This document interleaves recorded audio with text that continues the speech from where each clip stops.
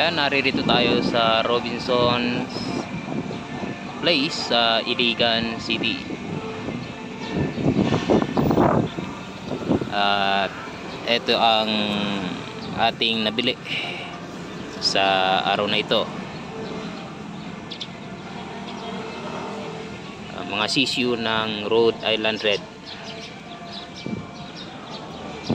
So pararamihin natin sila, ay bubuhayin pala natin sila. Lalagay natin sila sa farm natin. So sana lahat sila ay mabuhay ng malusog, o hindi sana mabawasan.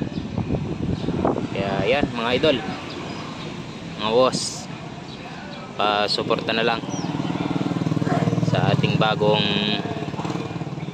pangkabuhayan.